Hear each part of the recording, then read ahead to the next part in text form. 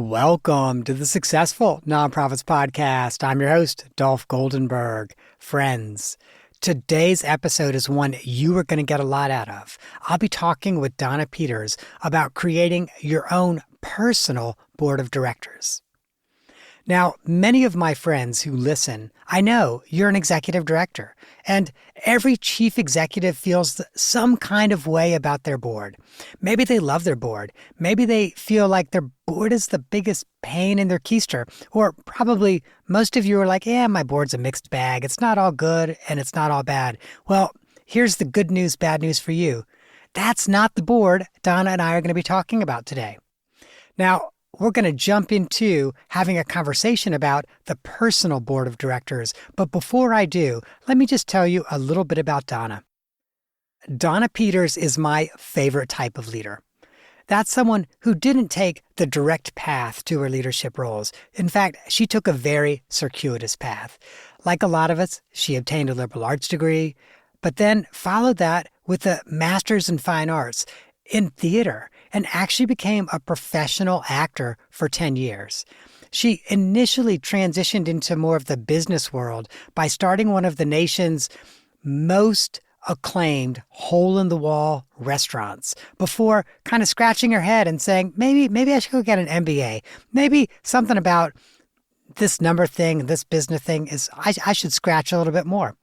And this led to another life pivot for Donna, where she became a consultant and a leader with EYP and also with Accenture.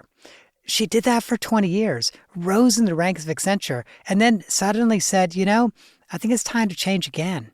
It's time for another pivot. And she became a career coach, an executive coach, an author, and also, by the way, the host of one of my favorite podcasts, The Me Suite. So, in a nutshell, she's incredible. And I'm so excited to be able to get Donna on the podcast today. Donna, welcome to the podcast. Thank you so much, Dolph. If I'm ever feeling blue, I'm going to replay that introduction, and I'm going to use keister in a sentence this week because I have not heard that word in a long time. Admittedly, I think I might be 20 years too young to use it, but I like the word a lot. I also use tuchus, by the way. But Nice. but so I have to share with you, Donna, and I know, I think I've already shared this with you. Oftentimes in the mornings, I go for a walk every morning and I get ready every morning, not almost every morning. I get ready for the day every morning. And your podcast was often one of those that I would listen to as I was getting ready in the morning. And I love the way in which you approach not just professional development and leadership development, but also that personal development. And the first time I heard you on your podcast starting to talk about a personal board of directors, I thought, I got to know more. So I'm so excited that you're coming on to talk with us about this. And my first question, and this is the softball, and don't worry, there are no hard questions. This is the softball. Why should a leader have a personal board of directors? Yeah. So you mentioned the name of the podcast is Me Suite. And the answer to your question is grounded in that term. There are so many wonderful disciplines and rigor that we bring to the work that we do, the financial rigor, the public relations rigor, the marketing and branding rigor, the R&D rigor, and having a board of directors of a company, that rigor. And I continue to see all of these wonderful disciplines that kept us true to the true north of the core values and the principles of companies. And then we walk through the door at the end of the workday and all of that's out the window. And I started to think, well, why is that only for C-suites? We should be bringing those principles and disciplines to the way that we lead our own personal lives. That was actually the generation of the Me Suite. That's the entire concept behind the name. And a personal board of directors is one of those disciplines, is one of those core foundational truths that we use to lead some of the most admired companies in the world. Why aren't we using that discipline for actually the thing that's even more important, which is the way that we lead the life that we want to live?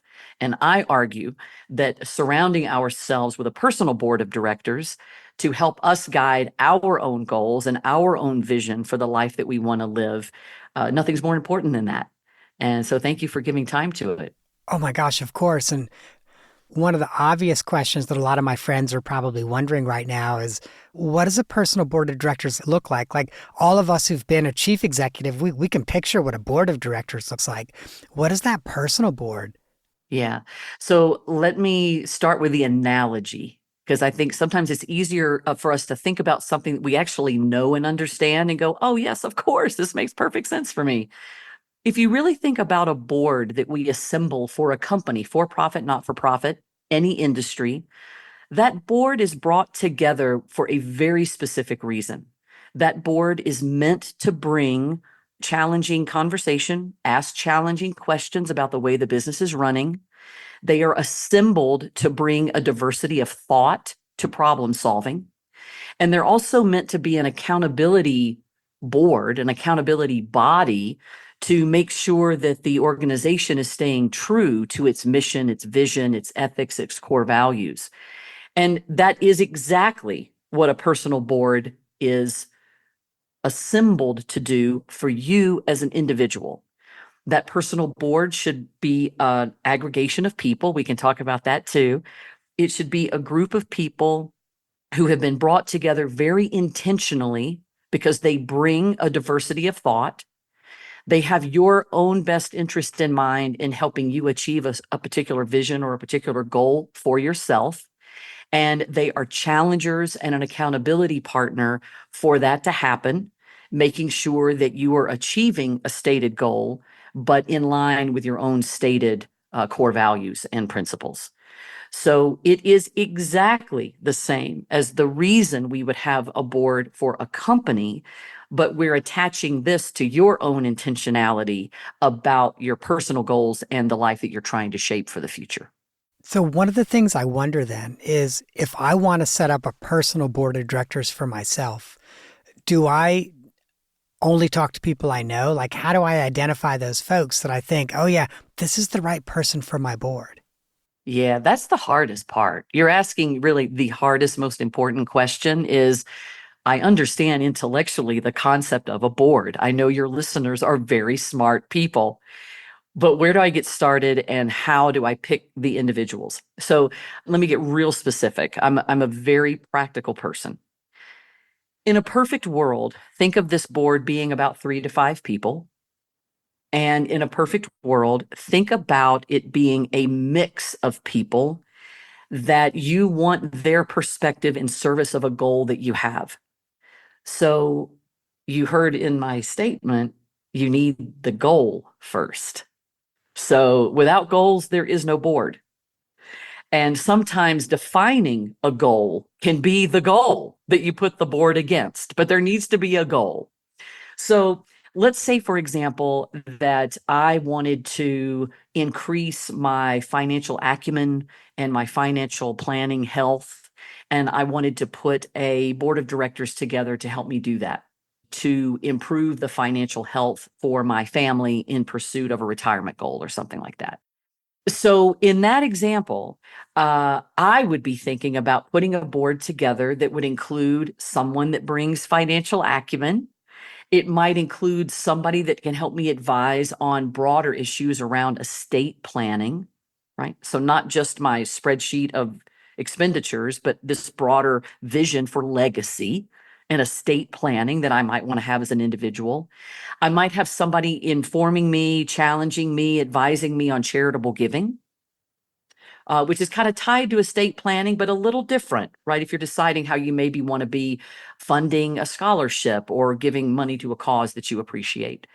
And then I might want somebody on my board to challenge me to say, I understand that you're trying to improve your financial health, but you still need to have some fun. And so don't let all the fun get sucked out of the financial planning process. So in that example, I might have a mix of people that I do already know, and I want them to be a sounding board and an advisor, like you maybe already have some people in your life who do that. And I might want some of those people to be professionals in a particular field. And maybe I don't know them personally. We're not out at barbecues together, but I go to that person with a very respectful ask and I say, will you please be on my board to help me achieve this particular goal I have around financial planning? And here's the secret. So if anybody's listening and multitasking, this is where they need to be paying attention. This is where we so often get this wrong. A personal board of directors needs formality. This is not a bunch of buddies that you get together on the back patio on a Saturday and in between watching a game on TV. This requires formality. You need a beginning, middle, and an end time commitment. So you might say, will you please work with me for the next 3 months? I'm going to get you together every 2 weeks to share with you where I am on my financial plan, to get your advice on where I might not be thinking about something. And it's going to be a 3-month process. And can you commit to that? So we need to put rigor and formality around the timing, beginning, middle, and an end to respect the relationship. And we need to give the person, the invitee, a graceful exit. So when we go and ask them, we share with them the goal, we share with them the time commitment, the logistics, and then we say, if this is not a good time for you, I completely understand. They will be flattered to be asked no matter what. Everybody wins because they'll be flattered. And we only want them to commit if they really feel that they can honor the assignment. And then the reason it's so important to put a beginning, middle, and an end around it is it's a goal. And a goal should have a beginning, middle, and an end to it. And it may be that your goals change. And so you need a different mix on your board. And so you refresh it over time, depending on the goal that you're working on. For some people, it might be a goal about networking and relationship building. It might be a goal around mindfulness and meditation or something related to your physical or mental health. These goals will evolve for us over time, as should your board. So I often joke, don't get bored with your board. So that's why it's so important to have boundaries and a beginning, middle, and an end plan. So when that objective and that goal is over, you move on to the next one. I really like that concept of just being very clear. Hey, I need you for 3 months while I'm threshing and discerning this decision.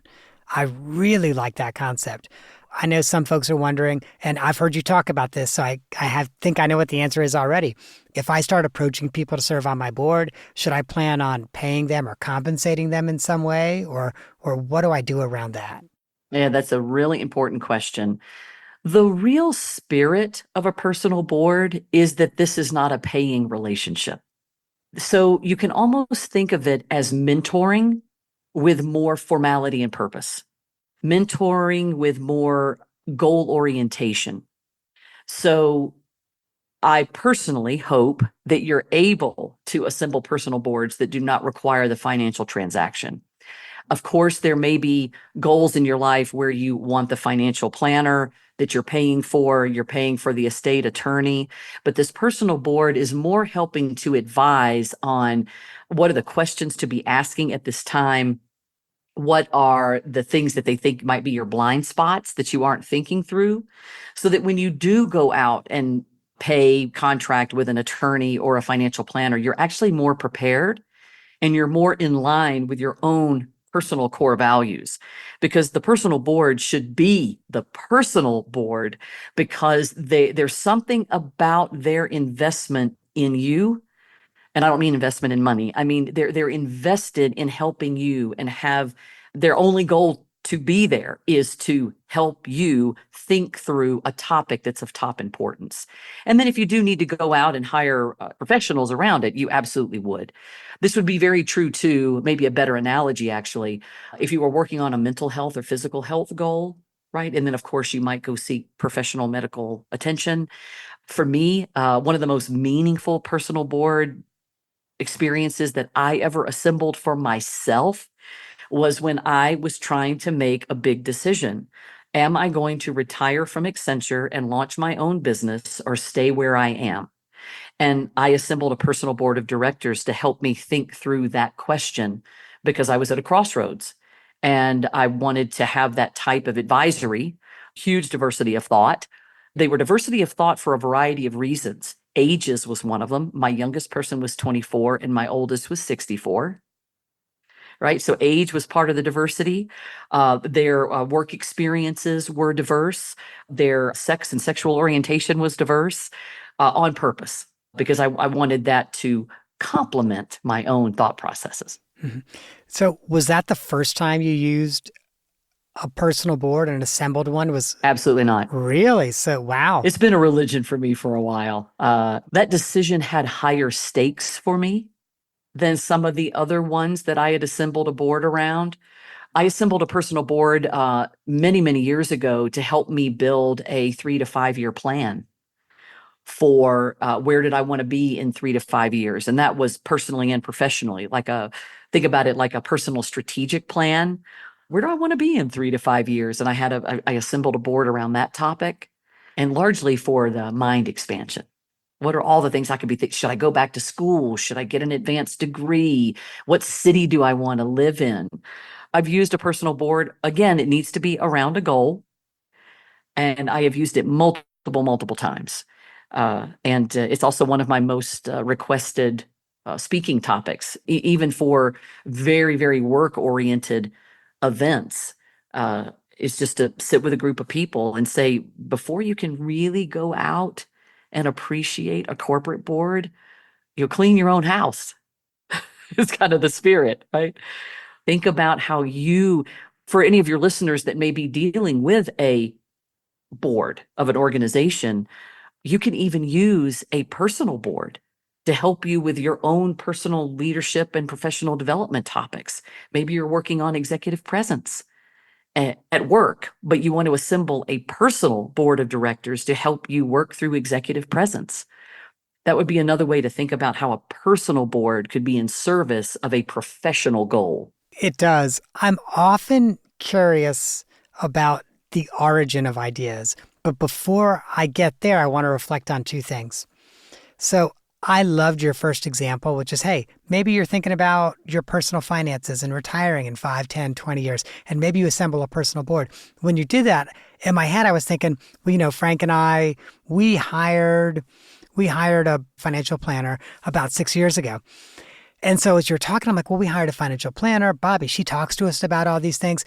And then I had this realization, had we assembled a personal board before we went to see Bobby, we would have been better prepared. And we certainly would have had a better sense of like, what did we want our retirement to look like, et cetera. And so Bobby and Frank and I have been working together now for about 6 years. And it's only been in the last couple years that we're now at a place where we're like, yeah, we think that's about right for our retirement. And you're right, a personal board, had we taken the time to assemble a group of people who could have challenged us, brought diverse perspectives, and brought various skills to the table, that would have really helped prepare us for that work that we were going to pay to do with somebody. So I love that. Yeah, I love your example very much because wrapped up in there were many things. If you're thinking 5, 10, 15 years to retirement, one of the things a financial planner is going to try to dig into is what type of quality of life do you want in retirement? Right? Which then predicts how much money you need every month. And are you living on a beach or in the mountains? Are you in a multi-generational family where you've got parents living with you? Do you want to run a small business in retirement? Do you want to be contributing to a charitable organization during retirement? And all of those are fabulous questions. And I don't have a judgment about the answer, but it's really hard to do the thinking alone. I think the more you can assemble these, they're not just thought partners, but they're also challengers to really help hold a mirror up to yourself to really determine what really do you want. It's hard work. Yeah, absolutely. The other thing I want to reflect on, and I've heard you say this several times now, that the purposes of the board are to challenge you, to bring diversity of thought, to bring skills. And I also think that might be a little bit of a mind shift in the nonprofit sector for those of us who are or have been chief executives. Like, oh yeah, maybe the purpose of my board is to challenge me a little bit. Maybe the purpose of my board is to say, this could be a good idea, but here's where I see some holes. To bring that diversity of perspective where you've got the 24-year-old and the 64-year-old and the person who's looking out 2 years and the person who's looking out 22 years. So sorry, I also just wanted to reflect on that before I made a pivot of my own and asked you, where did this idea come from? What was the first point in your personal or professional life where you said, oh, I need a personal board? Yeah. Yeah. So thank you for connecting that dot to the not-for-profit listeners. You mentioned that I had been a professional actor for a little over 10 years. So my heart is in not-for-profit. I get it. So thank you for keeping me honest here. I, as with many, many things in my life, I have learned from earlier mentors and have pulled it through. So I was in my probably 26, 27 years old, the first time I ever heard from a mentor about the concept of a personal board. And at the time, I thought, wow, that sounds like a lot of work. And just to be honest, when am I going to find time to do this? But honestly, I was afraid that nobody would say yes. I thought, who on earth is going to say yes if I reach out and ask them to do this for me? And so that's where I started to come up with a little bit more of a clear process for thinking about why it's so important that you know the goal first and reach out with the goal, although sometimes defining a goal can be the goal, that you reach out with the finite time frame and logistics for how it will happen, just to be respectful, and that you give them a graceful exit so that they truly can say no if now is just not the right time. So you're never damaging a relationship or putting people in an awkward situation. So I created those three process rules or recommendations from my own personal experience. But the concept I had learned from a mentor way, way back. Her name was Anna Dutra. So I have to give her credit. It might not be her idea, but I'm going to give her the credit too. Mhm. I love Anna's concept of a personal board. That's phenomenal. The other thing I just also have to reflect on is I can tell that you're a teacher and a coach and a communicator. I love the way you break ideas into threes. And so, for example, there you just did that again. Where you said, okay, you got to have a goal, you got to have timeline, time plan, etc., and you got to have a graceful exit. So yeah, I really love the way you do that. You break it down in a way that it makes it very clear. Oh, well, that's very good. And hopefully able to remember. So if you have listeners who can't write that down right now, they'll have a prayer of remembering it to execute it later. Exactly. Well, Donna, I'm super grateful that you've joined us, and I now also want to ask you to play one of my favorite games, which is Two Truths and a Lie. So if you could maybe share three facts about yourself, and then one of those is not going to be true. I'm going to try to guess the one that's not true. Okay. All right. So two truths and a lie. I have a collection of almost 1,000 four-leaf clovers that I have found in the grass. I have had a one-woman show off Broadway. I did a movie with Steven Spielberg. Okay, know that you had a one-woman show off Broadway, so I've got a leg up here. So now I have to decide: is it Four Leaf Clovers or is it a movie with Steven Spielberg? And that's tough. Yeah. I could see you doing a movie with Steven Spielberg, but I could also see you having 998 pressed four-leaf clovers. So I'm going to guess the 998 pressed four-leaf clovers. Is the lie? No, no, I apologize, is the truth. I apologize. Thank you for clarifying. The way I said that was confusing. So I'm going to guess you did not do a movie with Steven Spielberg. Okay. That is correct. I did a movie with George Lucas. See, I knew it was going to be some kind of trickery like that. Not Steven Spielberg, George Lucas. It's a terrible movie. It's a comedy and it's not funny, but it was an incredible experience. Well, what was the movie? The George Lucas film is called Radioland Murders. That's a comedy. Yeah, yeah, Okay. right. I didn't think about that. Sorry. It has all kinds of famous people in it. It is not funny. It was produced when he was testing technology for all of the Star Wars prequels.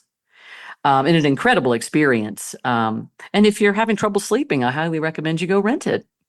Wow. Okay. There you go. Although I'll share with you, I might see if it's streaming somewhere because now I'm really curious. I'm very, very curious about it. Donna, the other thing I know before we pressed play, you and I started talking politics, and I know this is gonna be released like the Tuesday after the election. Oh my goodness.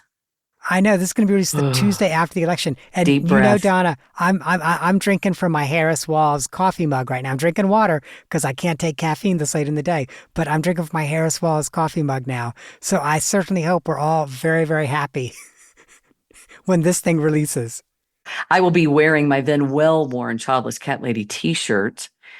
And if the election does not go in the direction that I want it to go in, I'm going to have a personal board of directors for a very different reason, digging myself out of a deep, dark hole.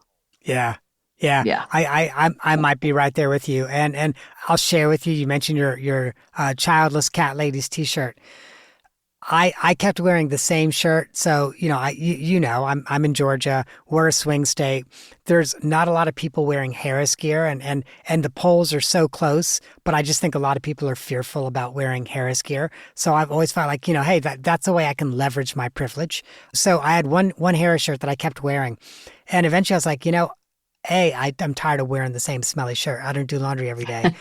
B, like I walk the same little paths every day. I went online and I bought 4 more t-shirts. So now I have one for every day between laundry. And when I go for my Nice. walks, yeah, I put it on. So yeah, it's funny. Like I will admit, and please, if things did not go how we hoped, no one blame me, on the Tuesday when this releases, please don't blame me. But I was like, I know I'm not going to phone bank. I'm not going to knock on doors, but at Yeah. least I can wear a t-shirt whenever I Yeah. go out. Yeah. Yeah. Yeah. I dropped my ballot in the ballot box yesterday. I'm in the state of Colorado, where every resident registered voter in the state of Colorado receives a mail-in ballot in their mailbox.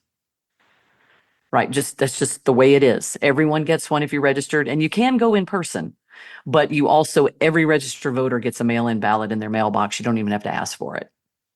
That would be nice. Georgia did that during the pandemic, and then they're like, "We're never doing this again." But like you, I've gone and I early voted, Yeah, and I'm super stoked to see like Georgia has such high numbers on voting.